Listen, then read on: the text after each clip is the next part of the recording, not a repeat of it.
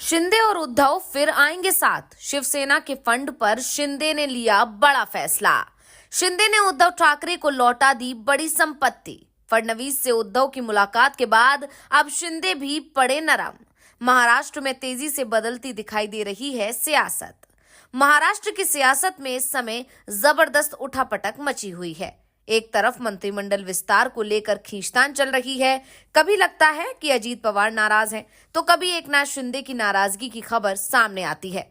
जब लगता है कि शिंदे अब महायुति छोड़ने की तैयारी कर रहे हैं, तो खुद शिंदे ही सामने आकर कह देते हैं कि ये सब खबरें बेकार हैं। वो खुद अचानक ही फडणवीस से मिलने उनके आवास पर पहुंच जाते हैं। तो कभी अजीत पवार की नाराजगी की खबर आती है, वो विधानसभा में आने से इनकार कर देते हैं, लेकिन अगले ही दिन वो देवेंद्र फडणवीस के साथ मुस्कुराते हुए तस्वीरें खिंचवाते दिखाई देते हैं।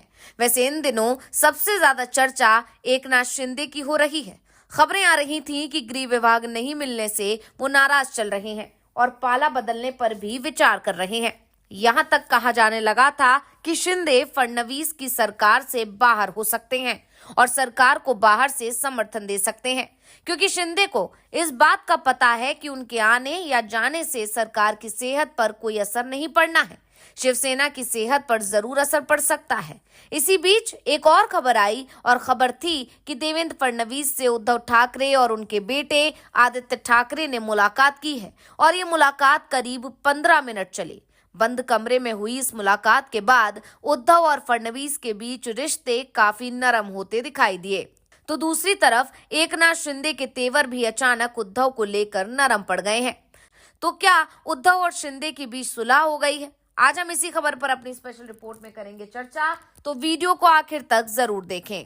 एकनाथ शिंदे 2.5 साल महाराष्ट्र के सीएम रहे, लेकिन उद्धव ठाकरे ने एक बार भी उनसे मुलाकात नहीं की। लेकिन देवेंद्र फडणवीस को सीएम बने 2 सप्ताह भी नहीं हुए, उद्धव उनसे मिलने पहुंच गए।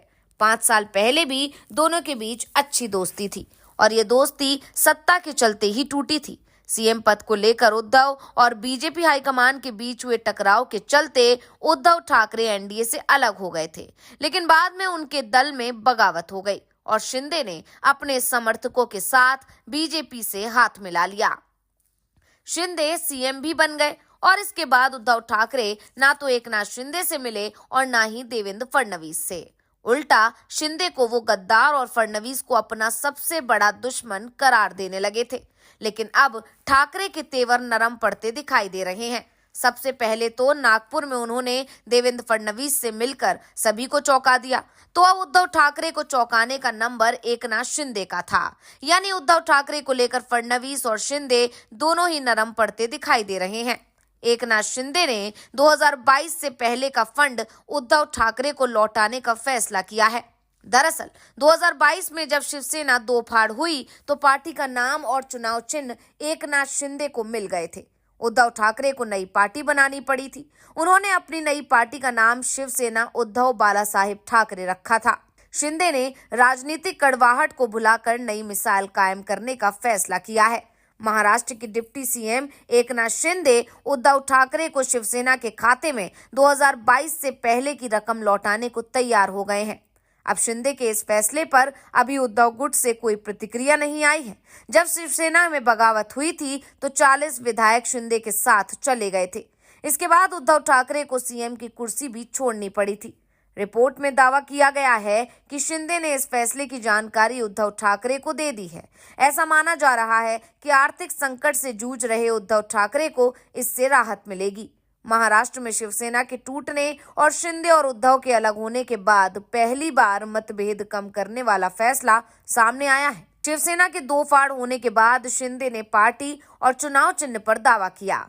चुनाव आयोग ने एकनाथ शिंदे के दावे को स्वीकार कर लिया और एकनाथ शिंदे को शिवसेना पार्टी और चुनाव चिन्ह दोनों दे दिया था। वहीं एकनाथ शिंदे ने कहा था कि वो शिवसेना की संपत्ति और बैंक में मौजूद पैसों पर दावा नहीं करेंगे।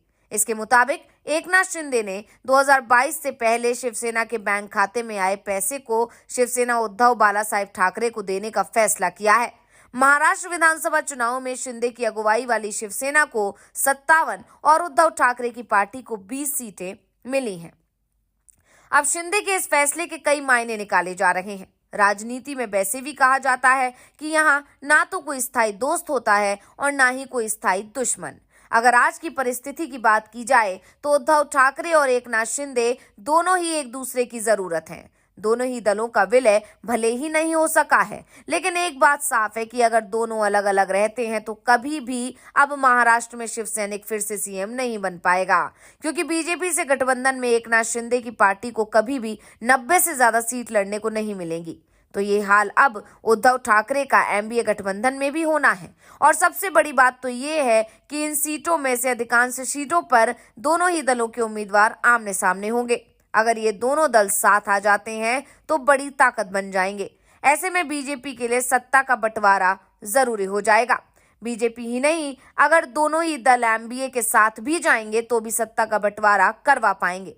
अब बात अलग अलग दोनों ही शिव सैनिकों की करें तो उद्धव ठाकरे के पास अभी सिर्फ 20 विधायक हैं। 5 साल तक उनकी पार्टी विपक्ष में रहेगी।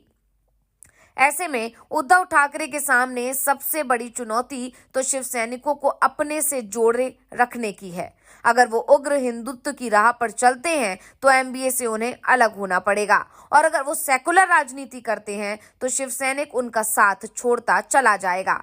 दूसरी तरफ एकनाथ शिंदे को भी इस बात का एहसास हो चुका है कि बीजेपी को उनका इस्तेमाल जहां तक करना था वहां तक किया जा चुका है।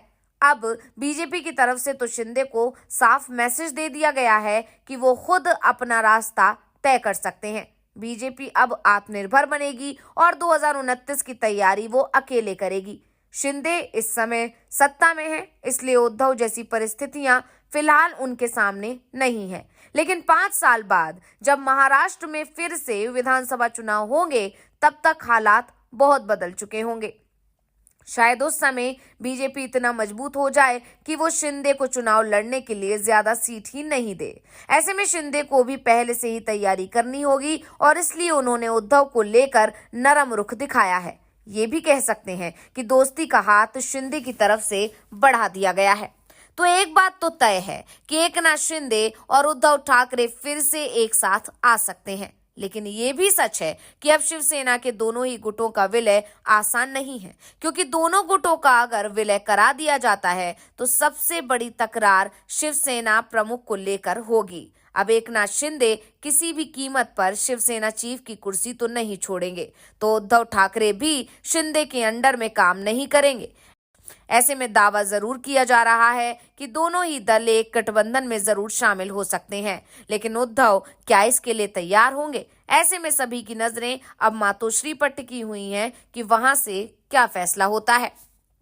तो रिपोर्ट आपको कैसी लगी हमें कमेंट करके अपनी राय जरूर दीजिएगा। इसी के साथ वीडियो को लाइक करें, वीडियो को शेयर करें और चैनल को सब्सक्राइब करना ना भूलें।